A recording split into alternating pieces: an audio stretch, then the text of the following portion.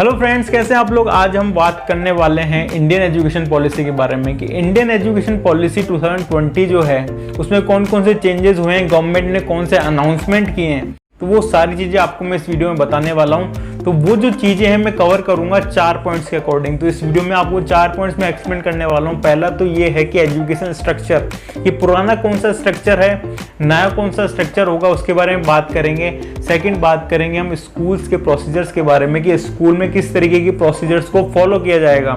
तीसरी बात करेंगे हम कॉलेज से कि ये जो वीडियो जो कॉलेज स्टूडेंट देख रहे हैं उनको भी पता चलना चाहिए ना कि इंडियन पॉलिसी जो है उसके अकॉर्डिंग हम कॉलेज में कौन कौन से चेंजेस होने वाले हैं। और फोर्थ, हम जो इम्पोर्टेंट बात करेंगे वो करेंगे एजुकेशन फ्यूचर से रिलेटेड कि ये जो सारी चीज़ें इंप्लीमेंट होने वाली हैं, इतने सारे अपग्रेड होंगी चीज़ें, तो उनसे हमारे एजुकेशन का फ्यूचर कैसा होने वाला है, कंट्री का फ्यूचर कैसा होने वाला है, क्योंकि सारी चीज़ें जो होती हैं वो एजुकेशन पे डिपेंड करती हैं। तो वो सारी चीज़ें आपको इस वीडियो में बताऊंगा, तो इस वीडियो में आप मेरे साथ बने रहिए। तो सबसे पहले बात करते हैं हम एजुकेशन स्ट्रक्चर के बारे में कि एजुकेशन जो स्ट्रक्चर था जो पहले था वो था 10+2। जो 10+2 जो स्ट्रक्चर था अब इसको ब्रेक कर दिया गया है, इसको कर दिया गया है 5+3+3+4। तो ये जो स्ट्रक्चर है 5+3+3+4, तो उसमें आपको बताता हूँ कि अप टू 5th क्लास तक जो है उसको कंसिडर किया जाएगा प्री स्कूल के अंदर। 6 to 8th क्लास तक जो होगी उसको कंसिडर किया जाएगा कि ये मिड स्कूल है, और 8th to 11th क्लास तक जो होगी उसको कंसिडर किया जाएगा कि ये हाई स्कूल है, और 12th ऑनवर्ड्स मतलब 12th से आगे की जो क्लासेस जो होंगी उनको कंसिडर किया जाएगा कि ये ग्रेजुएशन है। तो इस तरीके से स्ट्रक्चर है उसको ब्रेक कर दिया गया है। तो ये हमारा पहला पॉइंट था, तो एजुकेशन जो स्ट्रक्चर है वो कैसा होगा। अब जो दूसरा पॉइंट जो मैंने आपको बोला था बताने के लिए वो है प्रोसीजर इन स्कूल, कि स्कूल में अब किस तरीके से प्रोसीजर फॉलो किया जाएगा। तो अब जो चेंजेस होने वाले हैं जो कि गवर्नमेंट ने अनाउंस किए हैं उसके अकॉर्डिंग 6th क्लास से जो है वो वोकेशनल कोर्सेज चलाए जाएंगे। अभी वोकेशनल कोर्सेज क्या होते हैं, जैसे कि कोडिंग लैंग्वेज जो है वो 6th क्लास से बच्चों को सिखाई जाएगी, क्योंकि हमें पता है कि कोडिंग अब फ्यूचर में कितना काम आने वाला है, कितनी बड़ी इंपॉर्टेंस है। तो इस तरीके से कोडिंग हो गया, एग्रीकल्चर से रिलेटेड है, जो चीज़ें हम कभी सुनते नहीं हैं बस हमने देखी हैं, उससे रिलेटेड सारी क्लासेस होंगी, बाकायदा लैब्स बनेंगी।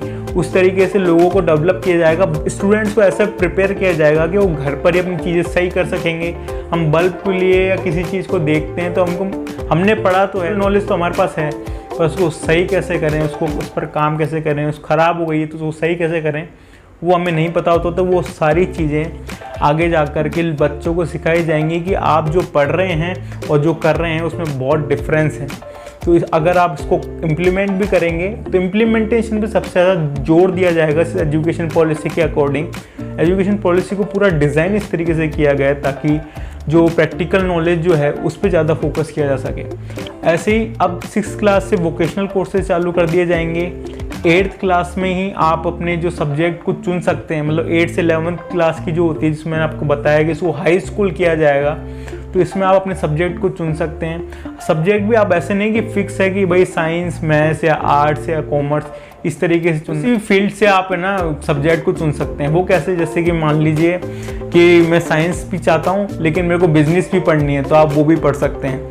तो इस तरीके से आप अलग अलग सब्जेक्ट्स वेरिएशन ला सकते हैं अपने पूरे कोर्स के अंदर, अपने कोर्स में लगा सकता हूँ और उनको 3 साल तक पढ़ सकता हूँ और उसके बाद भी चेंज कर सकता हूँ। तो इस तरीके से इम्प्लीमेंटेशन किए जाने वाले हैं। अब बात करते हैं हम जो प्रोसीजर जो कॉलेज के अंदर फॉलो होने वाला है। पहले क्या होता था कि हर कॉलेज एक यूनिवर्सिटी से एफिलिएटेड था, कि ये एक UGC से या AICTE नाम से जो यूनिवर्सिटीज़ बन रही थी उन्होंने अपने graduation courses, post graduation, under graduate courses start कर रखे थे।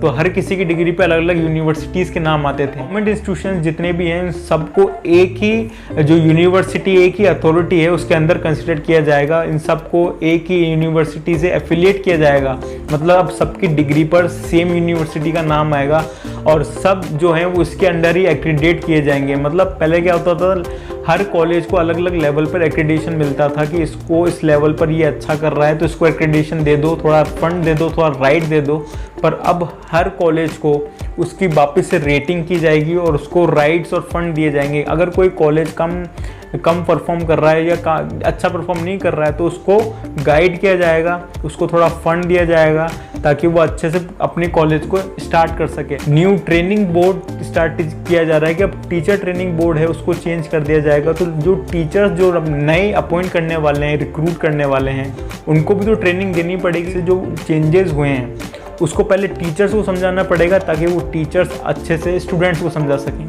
तो इस तरीके की चीज़ें होने वाली हैं। तो पूरा बोर्ड तैयार हो रहा है ताकि टीचर का पैनल तैयार कर सकें और वो टीचर स्टूडेंट्स को पढ़ा सकें।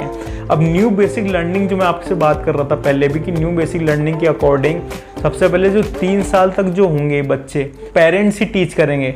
तो उनको पेरेंट्स पहले सिखाएंगे, बेसिक जो चीज़ें होती हैं वो पेरेंट्स से सीखेंगे वो, उसके बाद उन्हें स्कूल्स में लाया जाएगा और वहाँ पर चीज़ें सिखाई जाएंगी।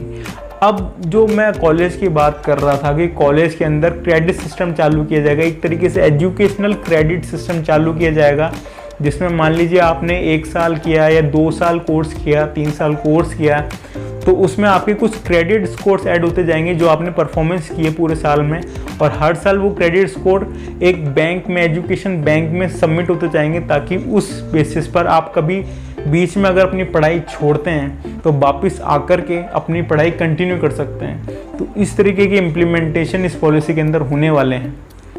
और मल्टीपल एंट्रीज और कोर्सेज भी स्टार्ट किए जाएंगे कि मान लीजिए मैं साइंस तो मेरे पास है ही, साथ में मैं म्यूज़िक भी सीख रहा हूँ, तो इस तरीके से एक मेजर साइंस सब्जेक्ट, एक माइनर म्यूज़िक सब्जेक्ट भी होगा जिसकी बेसिस पे आप जो है अपने कोर्सेज को डिवाइड कर सकते हैं। तो इस तरीके की चीज़ें होने वाली हैं। और जो एग्ज़ाम्स जो होंगी, जैसे अभी तक क्या चल रहा था कि बोर्ड एग्ज़ाम जो था वो चलते थे कि 10th में बोर्ड है, 12th में बोर्ड है, तो इस तरीके से बोर्ड एग्ज़ाम चलते थे। अब जो होंगे एग्ज़ाम वो होंगे सेमेस्टर वाइज। जैसे इंजीनियरिंग कॉलेज या किसी कॉलेज के अंदर सेमेस्टर वाइज जो चलते थे फर्स्ट सेकेंड सेमेस्टर, तो उस बेसिस पर सेमेस्टर वाइज अब एग्ज़ाम्स होंगे, सेमेस्टर वाइज बोर्ड एग्ज़ाम्स होंगे। और बोर्ड एग्ज़ाम जो इतने सिंपल नहीं होंगे, आप अगर समझ रहे हो कि अभी तक रट्टा मार के अच्छी राइटिंग के बेसिस पर लोग नंबर लाते थे, वैसा नहीं होगा। सारी चीज़ें एप्लीकेशन बेसिस पे होंगी, आपको दिमाग लगाना पड़ेगा, आपको सिचुएशन दी जाएगी कि ऐसी सिचुएशन है, कोई पैराग्राफ ऐसा दिया जाएगा जिसमें आपको सोचना पड़ेगा कि अगर हमारे सामने ऐसी सिचुएशन आ जाती है तो उसको कैसे फेस करें। तो चीज़ें जो हैं वो ज़्यादा फोकस की जा रही हैं प्रैक्टिकल पर, कि प्रैक्टिकल नॉलेज एक बंदे को कितनी है, उस बेसिस पर उसकी रैंक बनेगी, उस बेसिस पर उसको मेरिट दिया जाएगा। और पूरे साल ऐसा नहीं होगा कि लास्ट में जिसने परफॉर्म कर दिया वो चमक जाए, बिल्कुल ऐसा नहीं होगा। पहले बता दूं आपको, अगर आप पूरे साल अच्छा परफॉर्म करते हैं, अच्छा परफॉर्म का मतलब सिर्फ पढ़ाई में नहीं, एक्स्ट्रा करिकुलर एक्टिविटीज़ में जो आपने सब्जेक्ट्स लिए हैं दूसरे साइड से, या जैसे मैं बोल रहा हूँ कि मल्टीपल एंट्रीज भी हो सकती हैं, तो उनमें आप अच्छा कर रहे हैं, सब ओवरऑल अच्छा कर रहे हैं, तो आप उस बेसिस पे आपकी मेरिट बनेगी, ग्रेडिंग दी जाएगी। पहले होता था कि क्या CBSE में CGPA चलता था, RBSE में परसेंटेज आती थी, तो कोई 10th की परसेंटेज अपनी CGPA में बता रहा है तो कोई बता रहा है परसेंटेज के अंदर। तो अब क्या होगा कि ये जो परसेंटेज और CGPA जो होगा वो प्रोसीजर ख़त्म हो जाएगा। अब पूरी चीज़ें होंगी ग्रेडिंग की बेसिस पर। अगर परसेंटेज की बेसिस पर भी होती हैं तो सारी जितनी भी हैं वो सब होंगी परसेंटेज के बेसिस पर। मैं आपको ये बता रहा हूँ कि अब हर चीज़ एक सेम लेवल पे होगी, कोई डिफरेंस नहीं होगा किसी चीज़ के अंदर, सबका रिजल्ट सेम आएगा, यूनिवर्सिटी सेम आएगी, डिग्री पे नाम सेम आएगा, किसका जिससे एफिलेटेड है उससे। सबसे इम्पोर्टेंट जो चीज़ मैं आपको बताने वाला हूँ वो है कॉलेज के अंदर की, जैसे मान लीजिए किसी ने फर्स्ट ईयर में कॉलेज कंप्लीट किया, अब वो छोड़ना चाहता है, तो फर्स्ट ईयर में अगर वो छोड़ रहा है तो उसको बेसिक सर्टिफिकेट दिया जाएगा। ऐसा नहीं माना जाएगा कि वो बीच में छोड़ रहा है या उसको कुछ नहीं मिलेगा, उसको बेसिक सर्टिफिकेट दिया जाएगा। अगर वो सेकेंड ईयर में छोड़ता है तो उसको 2 साल का डिप्लोमा सर्टिफिकेट दिया जाएगा।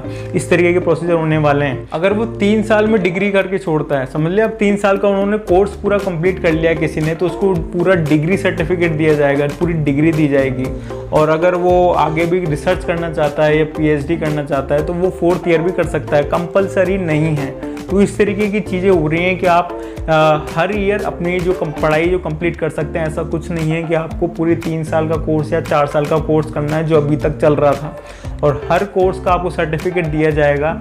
और अगर आप पढ़ाई छोड़ते हैं बीच में तो वापस आकर के अपनी पढ़ाई कंटिन्यू कर सकते हैं, क्योंकि आपके पास क्रेडिट सिस्टम होगा जो आपके एजुकेशनल बैंक में सेव होता रहेगा। जो क्रेडिट स्कोर है वो इसलिए स्टार्ट किया गया ताकि आप वापस आकर के अपनी पढ़ाई स्टार्ट कर सकें। सबसे इम्पोर्टेंट चीज़ जो है, ये जो सारी चीज़ें हो रही हैं, ये मेन फोकस कर रही है कि एक बंदे को प्रैक्टिकल नॉलेज होना कितना ज़रूरी है। और ये अगर चीज़ें काम करती रहीं तो हमारी जो स्किल लेवल जो होगा वो बहुत ही हाइक पर होगा, और इससे जो अनएम्प्लॉयमेंट जो अभी फेस कर रहा है यूथ सबसे ज़्यादा, वो ब्रेक होगा। तो ये बहुत ही बड़ा अचीवमेंट है कि जो इंडियन एजुकेशन पॉलिसी जो स्टार्ट होने वाली है, जो अभी अनाउंस हुई है, वो बहुत ही बड़ा चेंज लाएगी एजुकेशन सिस्टम में, हमारी कंट्री के डेवलपमेंट के अंदर। अभी तक जो क्या चल रहा था कि ज़्यादातर अगर आप देखें तो 80% जो ग्रेजुएशन कोर्सेज लोग कर रहे थे वो इसलिए करते थे ताकि हमें एक डिग्री मिल जाए, जिसके बेसिस पर हम जो गवर्नमेंट एग्ज़ाम है या कोई एग्ज़ाम बड़ा है उसके लिए बैठ सकें।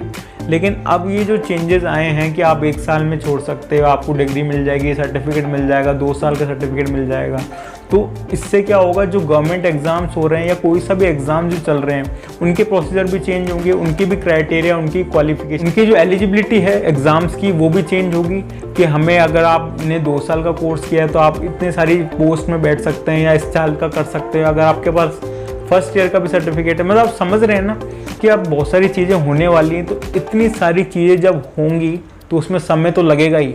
अब आपको क्वेश्चन होगा कि पूरी वीडियो तो देख ली, पहले ये तो बताइए इम्प्लीमेंट कब से होंगी, अगले साल से होंगी या कब से होंगी। तो मैं आपको बता दूं कि ये जो पॉलिसी है, इंडियन एजुकेशन पॉलिसी, ये जो इम्प्लीमेंट होने वाली है, इसको लगेंगे कम से कम 10 से 15 साल। आप देखिए ना, इतने सारे चेंजेस एकदम से नहीं आएंगे, हर साल कुछ ना कुछ चेंजेस आएंगे, फिर देखा जाएगा कि हाँ भाई इस चेंजेस से इतना बड़ा इम्पैक्ट पड़ रहा है, ये फ़ायदे में तो जा रहे हैं ना। तो इस तरीके से पूरी पॉलिसी जो इतनी बनाई गई है, तो इम्प्लीमेंटेशन में टाइम तो लगेगा ही ना, क्योंकि इतने सारे चेंजेस एकदम से तो कर नहीं सकते हैं। उनके लिए लैब्स बनानी पड़ेगी, बहुत सारी चीज़ों को ट्रेन करना पड़ेगा, बहुत सारे कोर्सेज डिज़ाइन करने पड़ेंगे, तो अच्छी चीज़ में समय तो लगेगा ही। तो मुझे एजुकेशन पॉलिसी बहुत ज़्यादा पसंद आई। आपका इस पर क्या थॉट्स हैं, आप क्या सोचते हैं कि इस पॉलिसी में और क्या चेंजेस हो सकते हैं? मेरे को एक चीज़ और लगती है कि वो सब तो ठीक है, लेकिन अगर हम इसमें ही थोड़ा बहुत स्पोर्ट्स को भी थोड़ा इम्पोर्टेंस दे कि स्पोर्ट्स भी अगर हम ज़्यादा ऐड करें इस पॉलिसी के अंदर एजुकेशन के साथ साथ, तो स्पोर्ट्स में भी बहुत अच्छा ग्रो कर सकते हैं। हमें पता है कि बहुत सारी चीज़ें गवर्नमेंट करती है स्पोर्ट्स के लिए, लेकिन अगर बेसिक लेवल पे सबसे ज़्यादा काम कर सके, रूट लेवल पे हमें सबसे ज़्यादा स्पोर्ट्स में काम कर सके हमारे इंडिया के अंदर, क्योंकि आप देखेंगे कि बाहर की कंट्रीज़ में स्पोर्ट्स में बहुत ज़्यादा फोकस किया जाता है। लोगों को, जो लोग स्पोर्ट्स में ज़्यादा हैं उनको ज़्यादा इंपॉर्टेंस दी जाती है बजाय उनको जो गवर्नमेंट जॉब में, समझ रहे हैं? हमारे देश में गवर्नमेंट जॉब को जितनी इंपॉर्टेंस दी जाती है, स्पोर्ट्स को उतना ही कम समझा जाता है। आई होप आपको ये वीडियो काफ़ी पसंद आया होगा। मैंने ज़्यादा इसको लंबा खींचने की कोशिश नहीं की है, सारे पॉइंट कवर कर लिए। अगर आप चाहते हैं कि हाँ मेरा ये कोई पॉइंट रह गया है, कुछ रह गया है, तो आप कमेंट करके बता सकते हैं, मैं रिप्लाई ज़रूर करूँगा। पूरा वीडियो देखने के लिए आपको बहुत बहुत धन्यवाद। Thank you so much.